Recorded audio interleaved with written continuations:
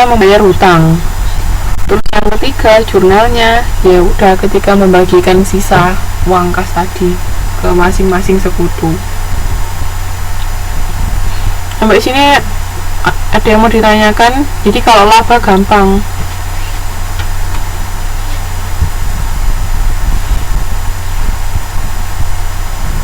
Ada yang mau ditanyakan sampai sini?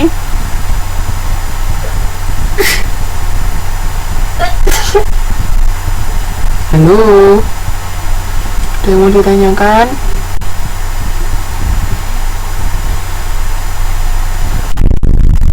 Mbak Kak, yang lain gimana?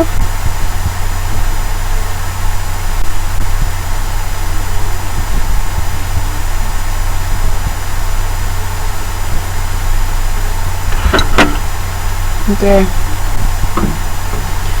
Sekarang lanjut. Ini rugi. Jadi sekarang kan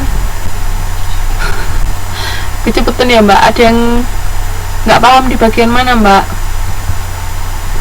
Pokoknya intinya kalau ketika mau likuidasi itu, pertama kita bagi dulu. Kita harus tahu isi dari neraca itu kan ada aktif, ada kas sama non kas. Nah, non kasnya ini biasanya kita jual Mbak. Awalnya kita jual. Nah, kalau contoh yang barusan kita bahas itu, ketika kita menjual aktiva non kas ini tadi, kita mendapatkan untung karena kita menjualnya nilainya lebih banyak daripada yang nilai sesungguhnya. Nah, untungnya itu tadi dibagi ke masing-masing sekutu. Jadi makanya modalnya masing-masing sekutu bertambah. Terus kasnya kita juga bertambah, terus aktiva non kasnya kita hilang sudah. Jadi kita sudah tidak punya aktiva non kas. Nah, setelah kita sudah menjual aktiva non kas, baru kita membayar hutang kita dari pakai uang kas. Nah, habis bayar hutang selesai kan? Kalau masih ada sisa, itu langsung dibagikan ke masing-masing sekutu. Pokoknya alurnya seperti itu. Jadi awal yang harus kita lakukan yaitu kita menjual aktiva non kas dulu. Kalau laba ya berarti masing-masing modal sekutu akan bertambah. Tapi kalau rugi, nanti ini yang contoh kedua, masing-masing modal sekutu akan berkurang. Tapi kasnya tetap bertambah ya kan? Kenapa kok kasnya tetap bertambah kalau rugi? Soalnya kan tetap kita menjual barang. Ketika kita menjual aktiva non kas itu kan kita dapat uang. Cuman yang kita dapat itu nilainya nggak sebesar barang yang kita jual. Makanya nanti modalnya berkurang. Nah, dari situ. Paham nggak maksud saya di sini? Nah, untuk pembagian ke masing-masing sekutu berapa itu tergantung dari perjanjian awal. Kalau di soal ini perjanjiannya pembagiannya 5/3/2 gitu Mbak. Paham enggak? Pokoknya alurnya awal itu harus menjual aktiva non kas dulu. Setelah itu tahu laba atau rugi. Kalau laba berarti modalnya bertambah, kalau rugi modalnya berkurang. Terus habis itu baru bayar hutang. Nah, kalau dari bayar hutang itu masih ada sisa, ya sudah, sisanya tinggal dibagikan ke sekutu gitu. Paham enggak sampai sini? Ada yang mau ditanyakan Mbak Nurul?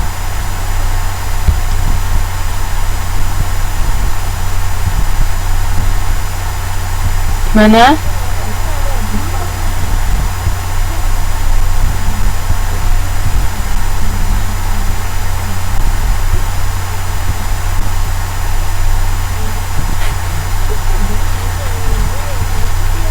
Oke. Pokoknya alurnya gitu ya. Jadi ini untuk yang rugi atas realisasi tapi tidak ada yang defisit, itu ya sama. Maksudnya ini defisit di sini itu dia tetap uang kas terakhir masih ada sisa, jadi bisa dibagikan ke para sekutu. Paham ya? Untuk yang contoh B.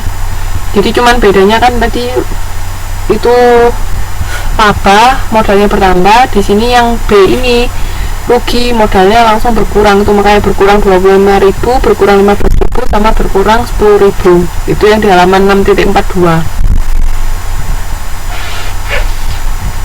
Nah, terus habis berkurang itu tadi kan kasnya masih ada, jadi masih bisa bayar hutang. Nah, setelah bayar hutang juga masih ada, yaitu baru dibagikan ke masing-masing sekutu. Sampai sini paham? Yang rugi juga rugi tapi masih nggak defisit ya, karena masih bisa, modalnya masih bersisa. Ada yang mau ditanyakan sampai sini?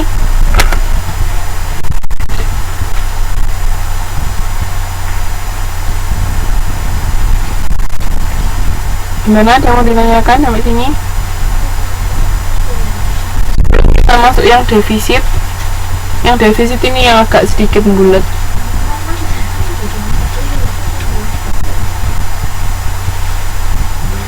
Halo, gimana?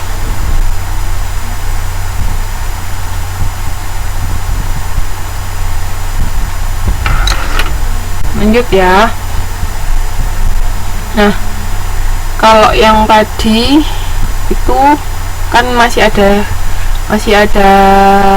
sisa. Nah, sekarang yang C ini ada modal defisit. Jadi kita jual aktiva non kasnya ini puarah banget.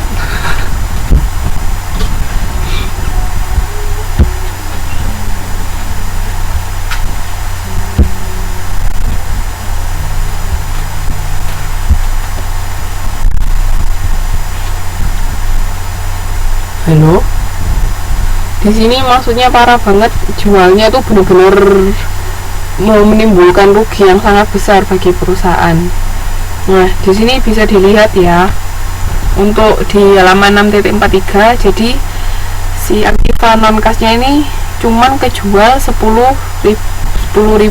Ini kita ngomongnya dalam ribuan ya, jadi 10.000 padahal harusnya 128.000 kan. Nah, makanya kas kita cuma bertambah 10.000. Nah, terus berarti ini kan ruginya 118.000. Nah, 118.000 itu tetap dibagi ke masing-masing sekutu. Pembagiannya ya 5 bagi 3 bagi 2. Nah, untuk si Mono ini dia kebagian rugi sebesar 59.000, ya kan? Nah, karena dia kebagian 59.000 padahal modal awalnya dia cuma 44.000, berarti dia defisit sebesar 15.000.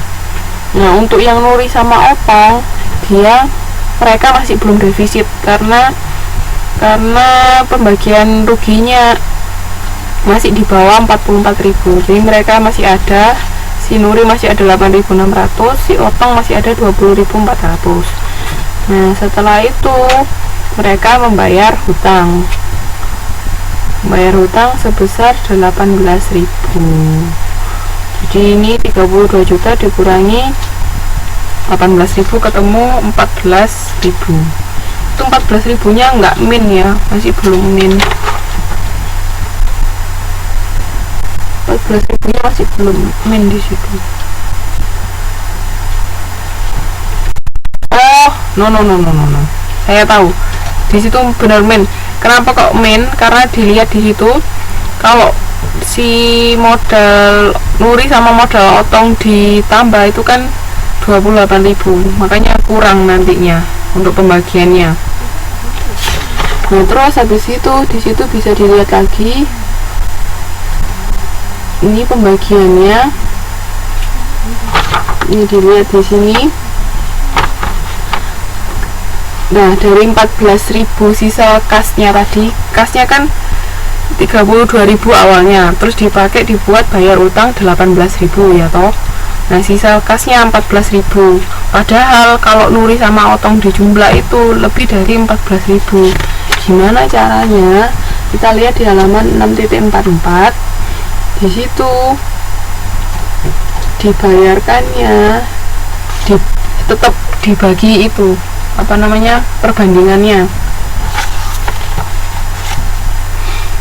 perbandingannya tadi kan si Nuri kan 3, si Otong 2, jadi 3/5 dikalikan 14.000 itu ketemu apa sih ini?